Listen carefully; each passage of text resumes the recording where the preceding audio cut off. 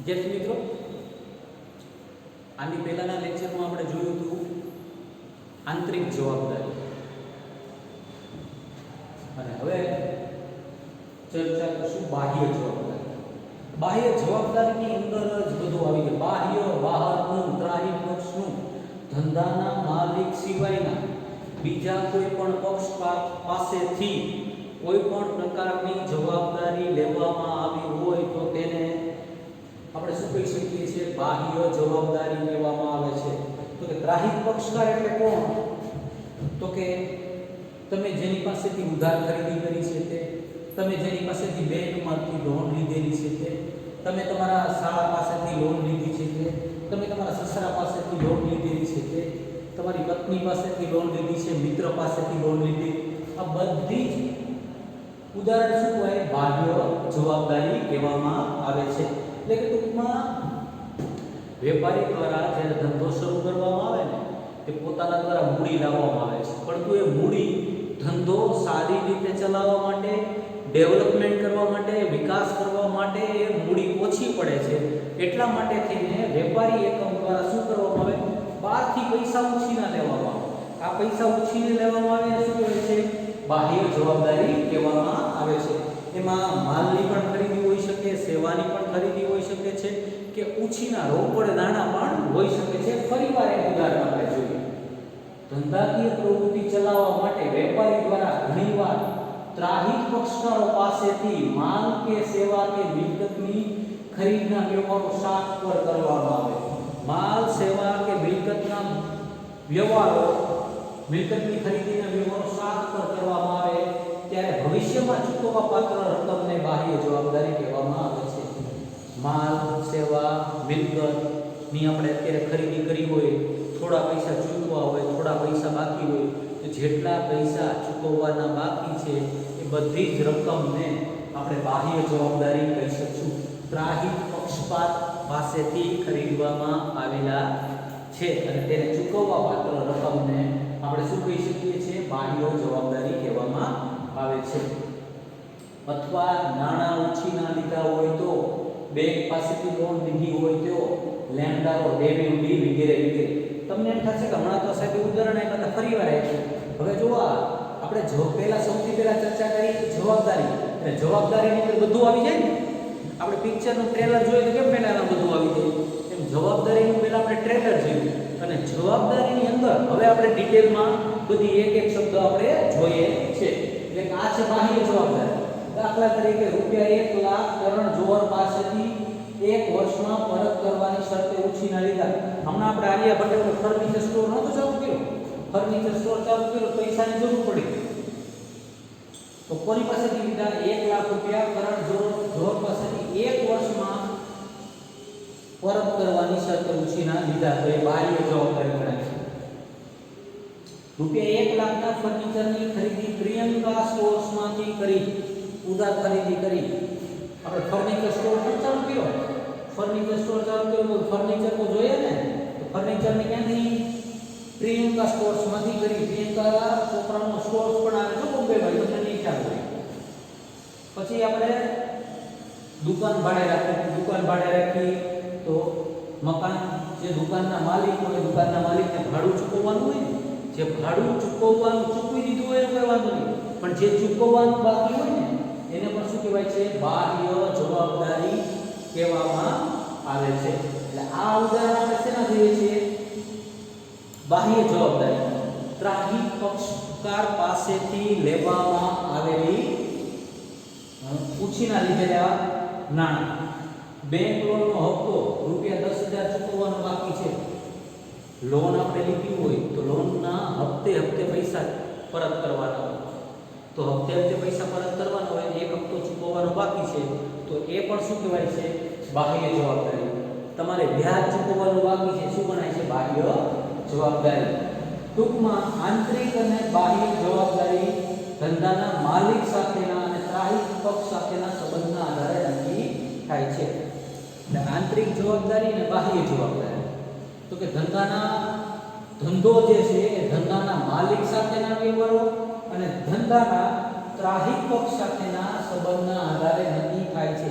એટલે જવાબદારીમાં આપણે બે જોઈએ, એક આંતરિક અને એક બાહ્ય. આંતરિક કોણ?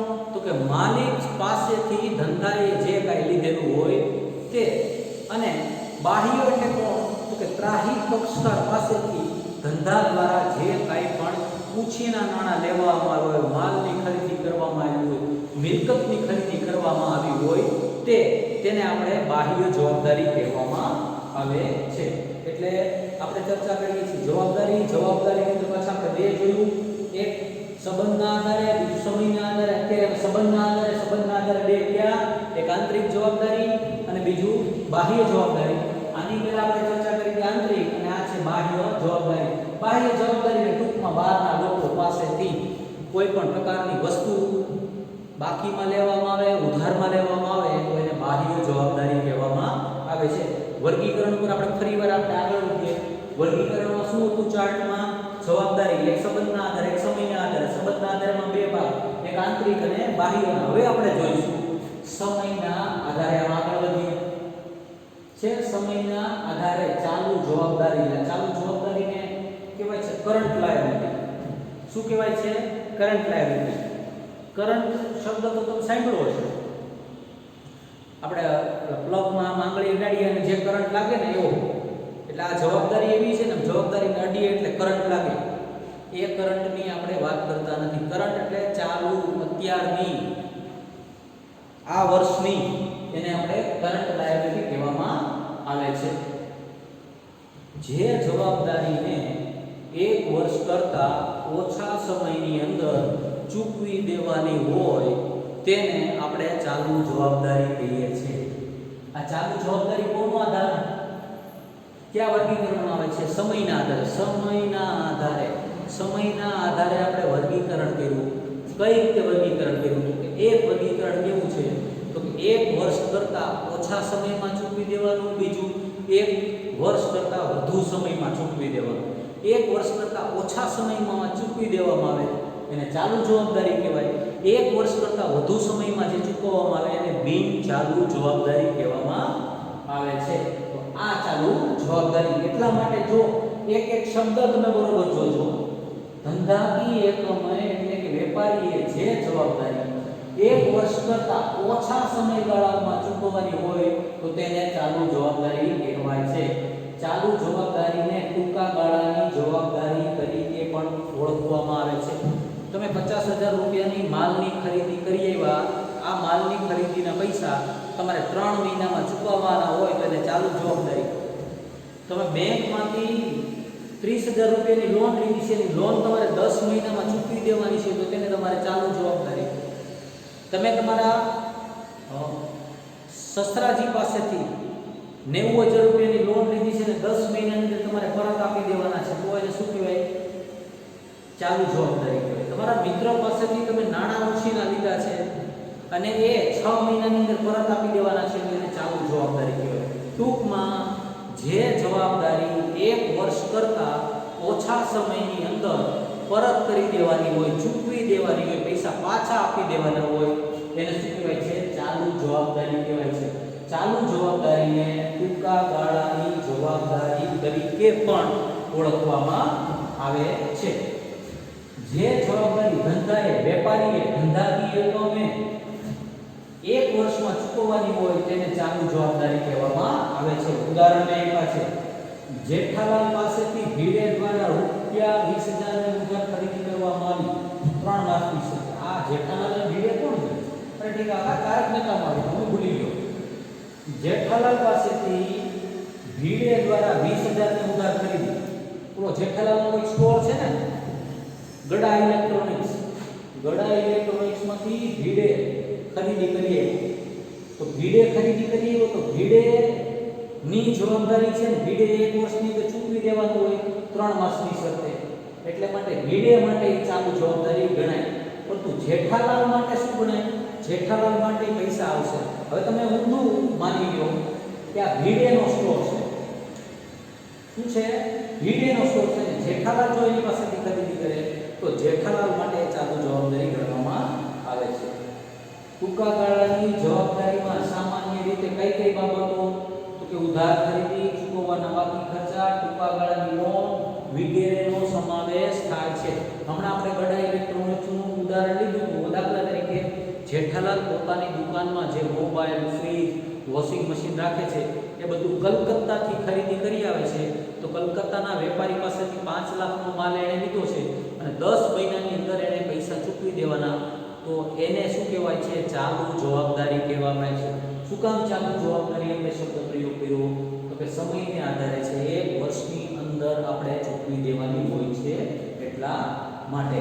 હવે ચાલુ જવાબદારી બાદ હવે શું આવશે બીજું? બિનચાલુ જવાબદારી. બિનચાલુ જવાબદારી શું છે? સમયના આધારે. હવે હમણાં જોયું ચાલુ જવાબદારી. શું હતું ચાલુ જવાબદારી? 1 વર્ષ કરતા ઓછા સમયની અંદર જે જવાબદારી ચૂકવી દેવામાં આવે એને ચાલુ જવાબદારી કહેવાય. તો 1 વર્ષ કરતા વધુ સમય, 1 વર્ષ કરતા વધુ સમય બાદ જે જવાબદારી ચૂકવવામાં આવે એને શું કહેવામાં આવે? એને બિનચાલુ જવાબદારી કહેવામાં આવે છે. દાખલા તરીકે ધંધાકીય એકમ દ્વારા, વેપારી દ્વારા બેંકમાંથી 10 લાખ રૂપિયાની લોન લીધી. 10 લાખ રૂપિયાની લોન 1 વર્ષમાં પાછી ન આપી દેવાય, એ 3, 4, 5 વર્ષે ચૂકવવાની હોય છે. કોક પાસેથી, વેપારી પાસેથી તમે બીજા કોઈ નાણાં ઉછીના લીધા હોય, હાથ ઉછીના નાણાં લીધા હોય, પરંતુ શું હોય? એ પૈસા તમે 12 માસ કરતા વધુ સમય બાદ તમારે ચૂકવવાના હોય તો એને પણ તમે શું કહી શકો? બિનચાલુ જવાબદારી કહેવામાં આવે છે. ટૂંકમાં જેના પૈસા તમારે 12 માસ કરતા વધુ સમય બાદ, 1 વર્ષ કરતા વધુ સમય બાદ ચૂકવવાના હોય તેને બિનચાલુ જવાબદારી કહેવામાં આવે છે. એટલે સમયના આધારે 2 જવાબદારી, એક ચાલુ જવાબદારી અને બિનચાલુ જવાબદારી. ચાલુ જવાબદારી તો કે 12 માસ કરતા ઓછા સમયમાં પૈસા ચૂકવવાના હોય તે. બિનચાલુ જવાબદારી તો કે 12 માસ કરતા વધુ સમયમાં પૈસા ચૂકવવાના હોય તે. દાખલા તરીકે અહીંયા આપણે જોયું બિનચાલુ જવાબદારીને લાંબા ગાળાની જવાબદારી તરીકે પણ ઓળખવામાં આવે છે. આપણે જોયું કે ચાલુ જવાબદારી તો કે ટૂંકા ગાળાની જવાબદારી, બિનચાલુ જવાબદારી તો કે લાંબા ગાળાની જવાબદારી. ધંધાકીય એકમે જે બાહ્ય જવાબદારી, એ જો શબ્દ લખ્યો છે, જે બાહ્ય જવાબદારી 1 વર્ષ કરતા વધુ સમયગાળા પછી ચૂકવવાની હોય તેને બિનચાલુ જવાબદારી કહેવામાં આવે છે. દાખલા તરીકે બેંકમાંથી લીધેલ લોન, ડિબેન્ચર, પત્નીની લોન વગેરે. ડિબેન્ચર કંપની દ્વારા ડિબેન્ચર બહાર પાડવામાં આવે છે.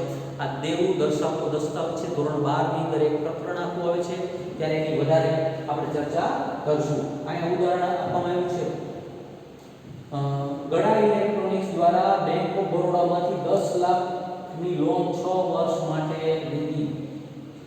ગડા ઇલેક્ટ્રોનિક્સ એટલે કે જેઠાલાલે 10 લાખની લોન 6 વર્ષ માટે લીધી છે, 5 વર્ષ માટે લીધી છે. તો એને શું કહેવાય? બિનચાલુ જવાબદારી. ટૂંકમાં સમયના આધારે 2 જવાબદારી, એક ચાલુ જવાબદારી અને બીજી આવશે બિનચાલુ જવાબદારી. ચાલુ જવાબદારી એટલે 1 વર્ષ કરતા ઓછા સમયમાં ચૂકવવામાં આવે. બિનચાલુ જવાબદારી ક્યારે ચૂકવવામાં આવે? 1 વર્ષ કરતા વધુ સમયની અંદર ચૂકવી દેવામાં આવે તેને કહેવામાં આવે છે.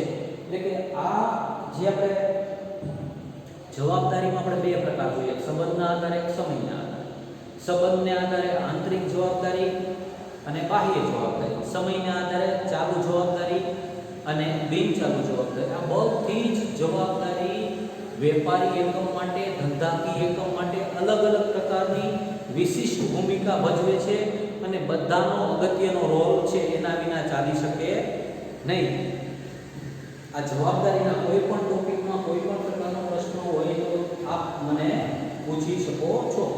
નેક્સ્ટ ટોપિક ઉપર હવે આપણે જઈએ. હવે એવું છે મિલકતો.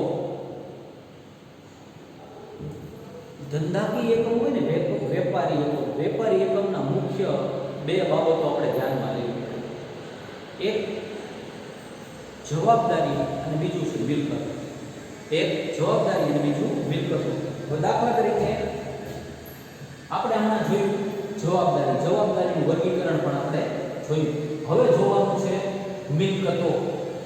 તો એ તમને પ્રશ્ન થશે, અલગ અલગ કયા શબ્દ પ્રયોગો નવા જાતના આવે છે? મિલકતોને આપણે કહીએ છીએ અસેટ્સ. શું કહેવામાં આવે છે? અસેટ્સ. ટૂંકમાં નફો કરવા માટે, કોઈ પણ ધંધાકીય એકમને નફો કરવા માટે થઈને જે વસ્તુઓ કે જે બાબતો કે જે સેવાઓ ઉપયોગી થાય તેને તમે મિલકત કહી શકો છો. આ મિલકત એટલે તો કે દાખલા તરીકે બાલાજી વેફર્સ છે તો બાલાજી વેફર્સની જે ફેક્ટરી એના માટે મિલકત કહેવાય, એનો પ્લાન્ટ એના માટે મિલકત કહેવાય, એની ગાડીઓ એના માટે મિલકત કહેવાય છે.